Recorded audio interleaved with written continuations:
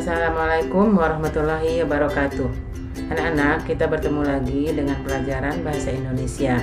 Sekarang kita akan membahas tentang teks persuasi kelas 8. Pernahkah kamu terbujuk atau membujuk orang untuk berbuat sesuatu?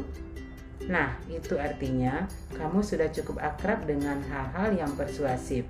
Itu berarti pula teks persuasi bukan lagi hal yang asing bagi kehidupan kalian.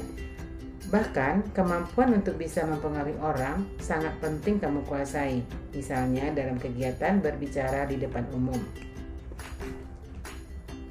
Sebelum memulai pelajaran, kita lihat terlebih dahulu kompetensi dasar yang akan kita bahas.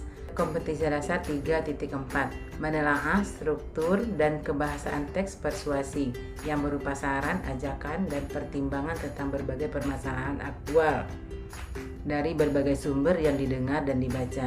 Indikator yang akan kita bahas tentang pengertian, ciri-ciri teks, menelaah struktur, dan kaidah kebahasaannya. Kemudian kompetensi dasar 4.4 tentang keterampilan menyajikan teks persuasi, saran, ajakan, arahan, dan pertimbangan secara tulis dengan memperhatikan struktur kebahasaan dan aspek lain. Indikator yang akan kita bahas tentang langkah-langkah menulis teks dan contoh teks persuasi. Sekarang kita lihat pengertian teks persuasi. Teks persuasi adalah teks yang berisi sebuah himbauan, ajakan, atau saran agar orang lain mengikuti apa yang diinginkan oleh penulis. Teks ini bertujuan merayu, membujuk, dan mempengaruhi orang lain agar mengikuti apa yang diinginkan oleh penulis sesuai dengan pengertiannya. Baiklah anak-anak, kita lihat ciri teks persuasi. Dalam teks persuasi ini terdapat beberapa ciri-ciri yang menandai teks ini. Di dalamnya terdapat pendapat atau argumen yang kuat dilengkapi dengan fakta dan data. Kemudian yang kedua, berusaha meyakinkan pembaca sehingga pembaca melakukan apa yang diinginkan penulis. Berisi bujukan dan ajakan, himbauan, cenderung mempromosikan sesuatu yang diperlukan oleh pembaca. Kemudian seterusnya menggunakan kata ajakan ditandai dengan kata-kata harus, hendaknya, sebaiknya, usahakanlah, jangan, hindarilah, dan sejenisnya. Sekarang kita lihat contoh teks persuasi yang di dalamnya terdapat ciri-ciri yang sudah kita bahas tadi. Penyebab seseorang mengalami gangguan pencernaan antara lain pola makan yang tidak teratur, misalnya, dan seterusnya. Silakan anak-anak perhatikan teks ini. Di dalam teks ini terkandung bujukan. Hal itu tampak pada bagian akhir, yakni makanlah dengan pola makan sehat dan seimbang. Namun sebelum menyampaikan bujukan itu, penulis mengemukakan pendapat yang bisa mengantarkan pembaca untuk mau mengikuti bujukannya. Ya, baiklah anak-anak, kita lanjut dengan struktur teks persuasi. Teks persuasi ini seperti sama dengan teks-teks lain.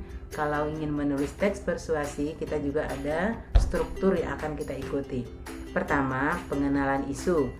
Pengenalan isu ini sama dengan menentukan tema atau masalah apa yang akan kita bahas. Contoh, sampah berupa isu yang cukup meresahkan di Indonesia. Ini adalah isu yang akan kita bahas, yaitu tentang sampah yang meresahkan. Diikuti dengan keterangan-keterangan lainnya yang menyatakan sampah itu meresahkan. Kemudian yang kedua, rangkaian argumen. Dalam bagian ini terdapat pendapat yang berkaitan dengan isu tersebut, dikemukakan dengan fakta yang memperkuat argumen-argumennya.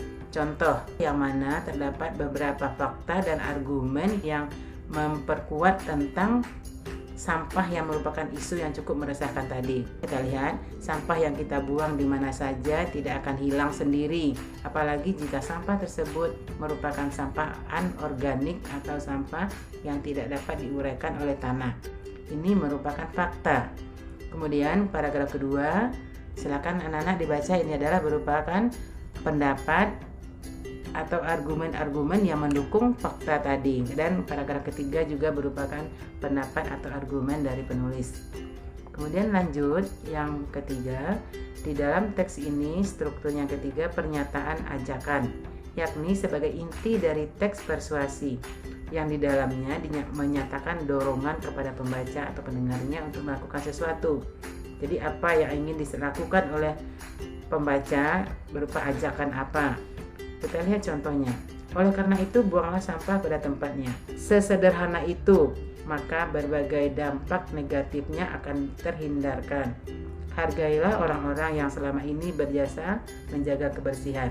Nah, di sini kita lihat anak-anak, ajakannya adalah buanglah sampah pada tempatnya. Dan ajakan yang kedua, himbauan berupa himbauan, hargailah orang-orang yang selama ini berjasa menjaga kebersihan.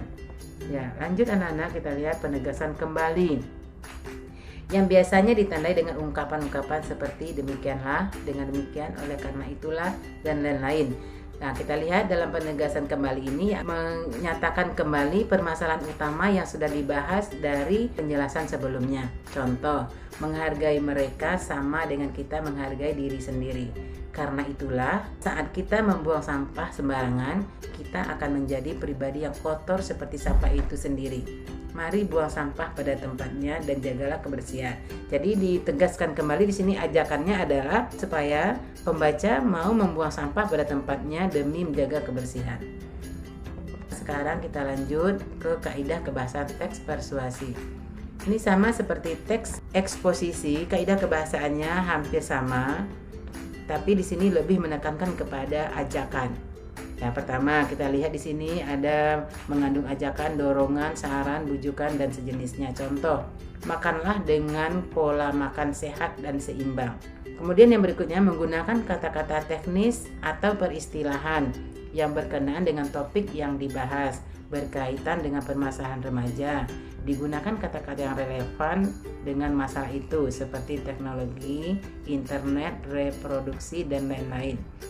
Seterusnya, menggunakan kata-kata penghubung yang argumentatif, misalnya jika, sebab, karena, dengan demikian, oleh karena itu. Kemudian, menggunakan kata kerja mental seperti diharapkan, memprihatinkan, memperkirakan, mengagumkan, menduga, dan seterusnya. Sekarang, kaidah kebahasaannya yang terakhir menggunakan kata-kata rujukan seperti berdasarkan data, merujuk pada pendapat titik-titik, pernyataan-pernyataan seperti itu digunakan untuk meyakinkan pembaca. Demikianlah anak-anak kaidah kebahasaan teks persuasi. Sekarang kita lihat KD yang berikutnya 4.4 menyajikan teks persuasi. Dalam menyajikan teks persuasi ini, langkah-langkah yang akan kita tempuh. Pertama, menentukan tema atau topik karangan sesuai dengan karakteristik teks persuasif, yaitu sebagai teks yang berisi bujukan atau ajakan. Langkah pertama yang harus dilakukan adalah menyiapkan bujukan sebagai tema atau topik utama. Contoh, mari belajar dengan baik. Ayo kita pergi berwisata. Ini yang bisa kita angkat menjadi tema atau topik karangan. Kemudian kita menentukan tujuan yang mendasari dari masalah yang diceritakan. Jadi kita tentukan tujuannya kenapa kita mengangkat tema tersebut. Kemudian yang ketiga, seterusnya mengumpulkan data, fakta dan pendapat yang mendukung keseluruhan cerita. Hal ini dapat diperoleh dari pengalaman atau pengamatan di sekitar kita. Ya, sebagai contoh kita perhatikan anak-anak, ini contoh paragraf yang persuasif. Belajarlah dengan tata cara yang baik, yaitu berdoalah sebelum belajar dengan niat tulus akan belajar sungguh-sungguh. Pusatkan pikiran ketika belajar. Ketika kamu mulai merasa jenuh, berhentilah sejenak untuk menenangkan otak. Bisa dengan menonton televisi minimal 10 menit, berdiri, duduk rileks, berjalan mengelilingi ruangan, atau juga menggerak-gerakkan badan. Setelah itu, belajarlah kembali dengan tenang. Dari contoh ini kita lihat isi teks di atas menyampaikan bujukan-bujukan. Hal itu tampak pada kata-kata berikut. Belajarlah, pusatkan perhatian, berhentilah sejenak, dan seterusnya. Dengan karakternya seperti demikian, teks tersebut tergolong ke dalam bentuk persuasi. Demikianlah pembahasan kita tentang teks persuasi. Semoga bisa dipahami ya anak-anak. Jangan lupa subscribe dan like ya. Terima kasih. Wassalamualaikum warahmatullahi wabarakatuh.